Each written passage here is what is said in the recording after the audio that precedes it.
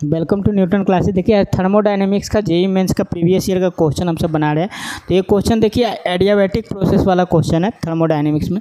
तो इसमें दिया हुआ देखिए density of diatomic gas becomes 32 times of the initial value. तो डेंसिटी हम सब जानते हैं कि किसका उल्टा होता है, डेंसिटी बराबर होता है मास बाय वॉल्यूम। तो डेंसिटी को क्या कह रहा है कि 32 टाइम्स कर दे रहे हैं। तो डेंसिटी को अगर 32 टाइम्स करें तो वॉल्यूम क्या हो जाएगा, 1/v होता है ना। डेंसिटी क्या होता है, वॉल्यूम का जस्ट उल्टा होता है। तो डेंसिटी को 32 टाइम्स कर रहे हैं तो वॉल्यूम क्या हो जाएगा, 1/32 टाइम्स हो जाएगा। वॉल्यूम क्या हो जाएगा, v' बराबर v/32 हो जाएगा। या फिर कहेंगे हम सब v2 क्या हो जाएगा, v/32 हो जाएगा। अगर इनिशियल वॉल्यूम मान लेते हैं v1 क्या है, v है, तो फाइनल वॉल्यूम क्या हो जाएगा, v/32। तो हम सबको याद रखना है कि वॉल्यूम जब डेंसिटी जो होता है इन्वर्सली प्रोपोर्शनल टू वॉल्यूम होता है। तो अगर डेंसिटी को हमसे 32 टाइम्स करेंगे तो वॉल्यूम क्या हो जाएगा, 1/32 टाइम्स। अब हम सब देखेंगे फार्मूला का यूज करेंगे।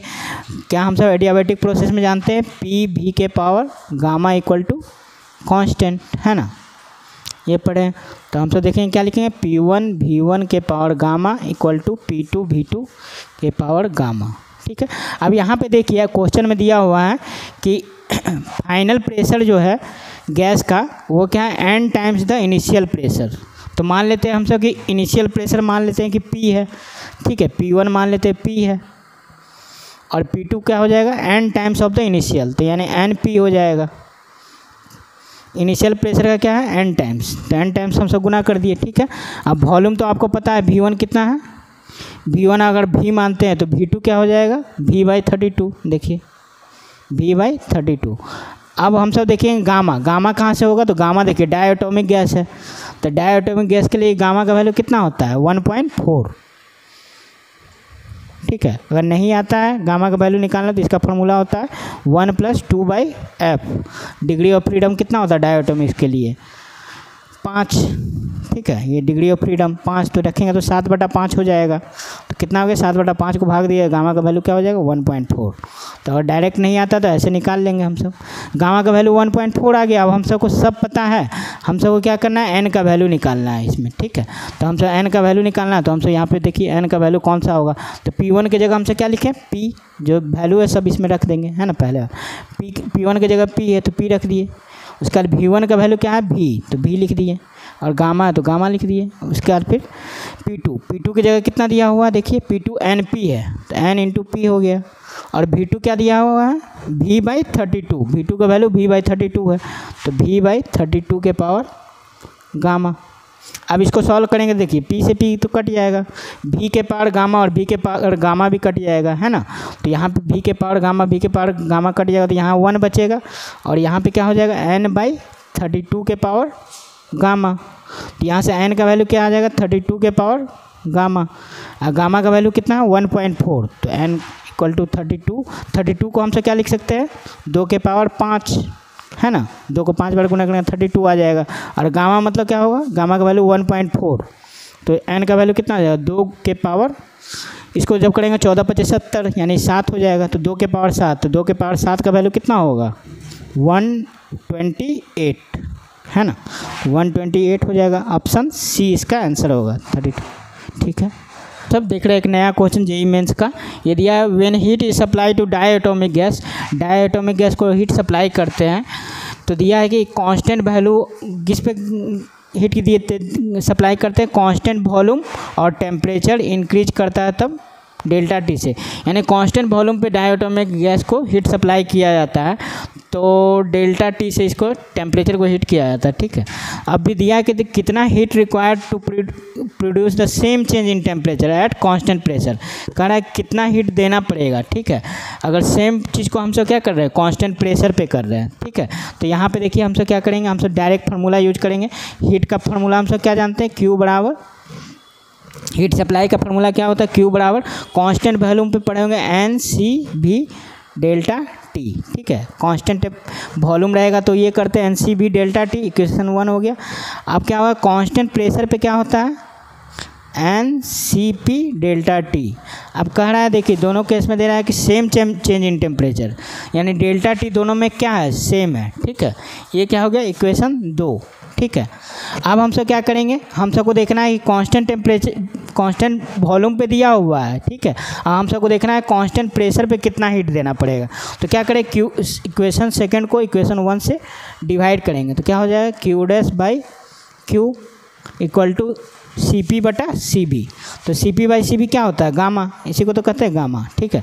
तो गामा डायटोमिक के लिए कितना होता है, डायटोमिक गैस के लिए 1.4, डायटोमिक गैस है तो 1.4, तो क्या हो जाएगा 1.4 मतलब 7/5, ठीक है। तो क्यू डैश बराबर क्या हो जाएगा 7/5 इंटू क्यू, ठीक है। तो ऑप्शन में देखेंगे कौन सा है, तो option A B C D, ठीक है। देखिए अब हम लोग नेक्स्ट क्वेश्चन देख रहे हैं, इसमें ये भी थर्मोडायनेमिक्स का जेईई मेंस में आया हुआ क्वेश्चन है PY के प्रीवियस ईयर में। तो देखिए इसमें क्या दिया है कि दो सिस्टम है, दो प्रोसेस है A और B, ठीक है। A और B दोनों प्रोसेस है जिसमें कह रहा है कि डेल्टा Q जो है हीट सप्लाई होता है किस में, A में, और डेल्टा QB है जो हीट ऑब्जर्व करता है B में। पहला जो है QA जो हीट ऑब्जर्व हो रहा है प्रोसेस A में, और QB जो ऑब्जर्व हो रहा है प्रोसेस B में, ठीक है।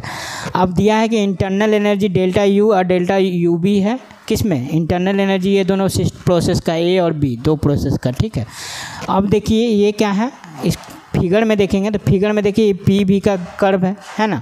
अब कर्व का देखिए इनिशियल और फाइनल पॉइंट दोनों प्रोसेस का क्या है, सेम है। तो हम सब जानते हैं थर्मोडायनेमिक्स में पढ़ा है कि अगर कोई भी प्रोसेस, अगर दो प्रोसेस है जिसका क्या हो इनिशियल और फाइनल दोनों पॉइंट अगर क्या हो जाए, स्टार्टिंग और एंड पॉइंट दोनों दो अलग अलग प्रोसेस का सेम होगा, तो उसमें क्या होता है इंटरनल एनर्जी बराबर होता है, डेल्टा U बराबर डेल्टा UB। तो दोनों प्रोसेस में क्या होगा, इंटरनल एनर्जी बराबर होगा। तो अब ऑप्शन में देख लेते हैं पहले ये वाला कौन कौन छटेगा, तो ये वाला तो होगा नहीं, इसमें देखिए लेस देन है, उसके बाद ये भी नहीं होगा क्योंकि ये ग्रेटर देन है। अब बचा कौन, ये दोनों। अब ये दोनों में से कोई भी हो सकता है C और D में से। तो अब हम सबको दो तो पहले ही छाट लिए, दो बचा, तो दो बचा तो इसको अब कैसे बनाना है, तो इसमें देखिए हम सब करेंगे कि A प्रोसेस में वर्क डन कैसे निकालेंगे। तो A प्रोसेस में वर्क डन निकालने के लिए देखिए फिगर हम सब ऐसे बनाएंगे, A वाला ऊपर है ना, तो A इस तरह से, तो A के द्वारा वर्क डन कैसे होगा, हम सब वर्क डन निकालते हैं PV कर्व का। वर्क डन बराबर क्या होता है P इंटू V, है ना। W बराबर क्या, प्रेशर इंटू वॉल्यूम होता है। तो इसका वर्क डन निकालेंगे, ये A प्रोसेस देखिए ऐसे है ना, तो ये वाला बड़ा हो गया। और दूसरा वाला प्रोसेस का देखेंगे क्या है B क्या है नीचे है, B क्या है इस तरह से, है ना। तो B इस तरह से बनाएंगे तो क्या हो जाएगा, ऐसा बनेगा B। तो इसके द्वारा देखिए एरिया क्या होगा, ये वाला। अब देखेंगे हम सब ये P है और ये B है, तो इसमें क्या हो जाएगा वर्क डन, W बराबर निकालेंगे WB बराबर तो PB, इसमें W बराबर निकालें तो इसमें दोनों में किसका मतलब वर्क डन बड़ा होगा, WA का कि WB का। तो WA का, क्योंकि ये क्या है ज़्यादा एरिया कवर करेगा ना। B कैसे है, ऐसे है, तो सिर्फ ये नीचे वाला पार्ट हुआ, A में ये भी आ गया है ना, ऊपर वाला ही पार्ट आ गया। तो निश्चित है कि WA ग्रेटर देन हो गया WB, है ना। WA ग्रेटर देन WB हो गया। अब हम सब जानते हैं कि फर्स्ट लॉ ऑफ थर्मोडायनेमिक्स से क्या पढ़े हैं, डेल्टा Q बराबर क्या होता है, delta U plus delta W। First law of thermodynamics से जानते हैं ये होता है, ठीक है। अब देखिए डेल्टा U तो कांस्टेंट है ना, या कहेंगे कि ये क्या है, इसको हम सब देखिए दोनों प्रोसेस में सेम है। तो अब यहाँ पे देखें दिया हुआ है QA ग्रेटर देन क्या है, तो हम सबको देखना है ये तो कांस्टेंट है, फिक्स है। अब देखेंगे डेल्टा W किसका बड़ा है, तो डेल्टा W जिसका बड़ा होगा उसका क्या होगा, हीट सप्लाई भी, हीट ऑब्जर्व भी बड़ा होगा, है ना। तो इस प्रोसेस में देखिए डेल्टा W किसका बड़ा है, WA का बड़ा है ना, क्योंकि ये ज़्यादा एरिया छेकेगा, है ना, ज़्यादा मतलब वर्क डन करेगा, क्योंकि ये हाइयर मतलब कि इसका क्या है एरिया कवर करता है ये प्रोसेस, है ना। तो यहाँ पे देखेंगे WA ग्रेटर देन WB है, देयरफॉर क्या होगा QA भी क्या होगा, डेल्टा QB किस पे डिपेंड करेगा, ग्रेटर देन क्या हो जाएगा डेल्टा QB से। क्यों कि जिसका वर्क डन बड़ा होगा उसका क्या होगा, उसमें ज़्यादा हीट ऑब्जर्व होगा, है ना। क्यों, क्योंकि इंटरनल एनर्जी तो दोनों के लिए कांस्टेंट है, तो इसको हटा दिए, तो अब क्या होगा, ये इस पर डिपेंड कर रहा है वर्क डन पे। तो वर्क डन पे डिपेंड कर रहा है, तो वर्क डन किस प्रोसेस का ज़्यादा है, A का। तो हीट सप्लाई, हीट ऑब्जर्व भी क्या होगा, ज़्यादा होगा किसके लिए, A के लिए। तो ऑप्शन में देखेंगे ये दोनों बचा था ना लास्ट वाला, ये और ये, तो ये दोनों में देखिए दिया हुआ है QA ग्रेटर देन QB, तो ये मिल रहा है ना। तो ऑप्शन C आंसर हो जाएगा इसका। देखिए अब हम लोग नेक्स्ट क्वेश्चन बनाते हैं जो प्रीवियस ईयर में पूछा है, 2020 का क्वेश्चन है जेईई मेंस का, ठीक है। तो इसमें दिया है can not engine operates between two reservoirs of temperature 900 kelvin and 300 kelvin. तो ये इसका अगर फिगर बनाएंगे तो हम सब रफली फिगर बना सकते हैं। एक तो जो होगा ये हो गया 900 केल्विन हाई टेम्परेचर पे है, और दूसरा क्या है यहाँ पे जो होता है वर्क डन होता है ना सिस्टम पे, और फिर वर्क डन होने के बाद क्या होता है फाइनली सिंक होता है ना। ये सोर्स हो गया और ये क्या हो गया सिंक, यानी यहाँ पे हीट सप्लाई हो रहा है, ठीक है। यहाँ पे हीट सप्लाई हो रहा है और यहाँ पे क्या हो वर्क डन होने के बाद, यानी यहाँ पे मान लीजिए Q1 है हीट, यहाँ पे Q2 हीट है, ठीक है। तो W बराबर हमसे जानते हैं वर्क डन बराबर क्या होता है Q1 minus Q2, heat supplied minus heat observe, ठीक है। तो ये वर्क डन हो गया। तो वर्क डन दिया हुआ है इस क्वेश्चन में, देखिए कितना दिया हुआ 1200 जूल है ना। तो यहाँ से देखिए इस फिगर से ये वाला Q2 देखिए टेम्परेचर लोअर का कितना दिया 300 केल्विन। तो हमेशा हीट जहाँ से सप्लाई हो वहाँ ज़्यादा टेम्परेचर होगा, और जहाँ हीट सिंक हुआ कुछ वर्क डन के बाद निकलेगा वो क्या हो जाएगा कम होगा। तो 900 केल्विन से 300 केल्विन हो गया, बाकी 6 जो होगा वर्क डन में 600 केल्विन यूज, मतलब कि वर्क डन में कुछ हीट यूज हो गया, ठीक है। और बचा जो 300 केल्विन बचा टेम्परेचर, ठीक है। तो हम सबको पूछ रहा है ना कि लोअर इंड के यहाँ पे Q1 जो होगा वो तो नहीं पता है, और यहाँ भी Q2 नहीं पता है हम सबको। यहाँ पे टेम्परेचर T1 T2 पता है ना, लेकिन हम सबको हीट नहीं पता है, जूल में होता है ना, हीट क्या है एनर्जी का। तो Q1 Q2 हम सबको नहीं पता है। तो पूछ रहा है क्या कि जो इस साइकिल में जो पूरा जो हम सब ऑपरेशन कर रहे हैं, तो इसमें कर रहा है लोअर टेम्परेचर रिजर्वायर पे जो हीट डिलीवर होगा, हीट एनर्जी जो डिलीवर्ड होगा लोअर पे, तो लोअर पे मतलब Q2 का वैल्यू निकालना लोअर वाले पे। तो लोअर वाले यानी Q2 का वैल्यू निकालना। तो हम सब देखेंगे कि वर्क डन कितना दिया हुआ है इस क्वेश्चन में, the engine perform 1200 joule of work पर साइकिल। तो यानी कि W का दिया हुआ वैल्यू, तो W बराबर क्या होता है Q1 माइनस Q2, और इसका वैल्यू कितना दिया 1200 जूल, ठीक है। ये पहला इक्वेशन हो जाएगा। अब दूसरा हम सब कैन नॉट साइकिल के लिए जानते हैं फॉर्मूला क्या होता है Q1/Q2 बराबर T1/T2। तो T1/T2 टेम्परेचर दिया हुआ 900 केल्विन और 300 केल्विन।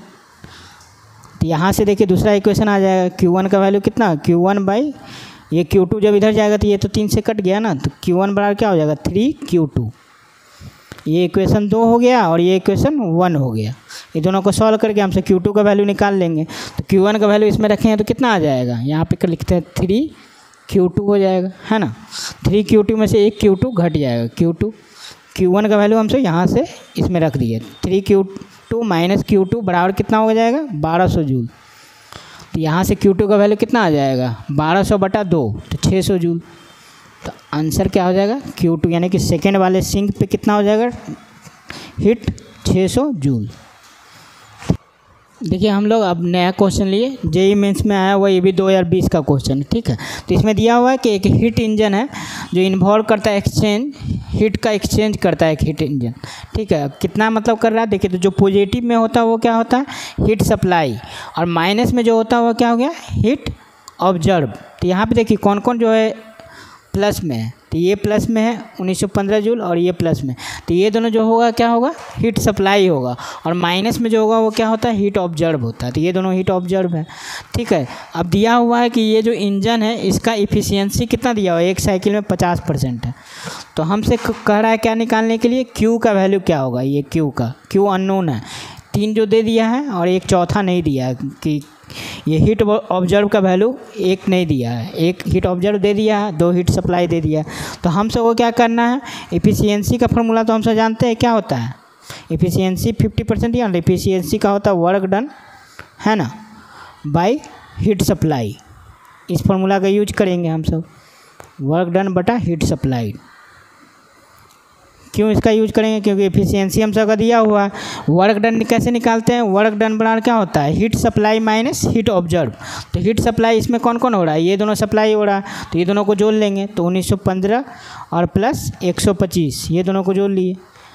और हीट ऑब्जर्व कौन कौन है, ये दोनों, तो ये दोनों आपस में मतलब कि जुट जाएगा, तो माइनस का साइन होगा और 40 प्लस Q हो जाएगा, ठीक है। और नीचे क्या हो जाएगा हीट सप्लाई, तो हीट सप्लाई में तो यही दोनों होगा ना सिर्फ, तो 1915 प्लस 125, ठीक है।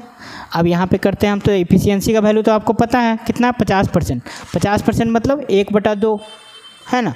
50% मतलब 1/2। अब इसको जोड़ेंगे तो कितना आ जाएगा, 2000 आ जाएगा, 2040, 25 और 15 40, 2040 आ जाएगा। इसको जोड़ेंगे तो 2040 आ गया, -40 होगा और माइनस क्या हो जाएगा Q, है ना, बटा क्या हो जाएगा, अब ये जो है वैल्यू वही वैल्यू तो यहाँ है ना, तो ये वाला भी क्या हो जाएगा 2040। अब इसी को हम सबको सॉल्व कर लेना है, सॉल्व करेंगे Q का वैल्यू आ जाएगा, तो 2 से काट लिए कितना वन कटेगा 1020। तो अब Q का वैल्यू निकालेंगे तो कितना हो जाएगा, देखिए Q निकालेंगे तो यहाँ पे कितना हो जाएगा 2000 - Q बराबर 1020, ठीक है। अब यहाँ Q का वैल्यू निकाल लेते हैं, तो 2000 में से 1020 घटा लिए तो कितना बचेगा 980। तो 980 जूल ऑप्शन में देख लीजिए, वही आंसर हो जाएगा। तो ऑप्शन सी।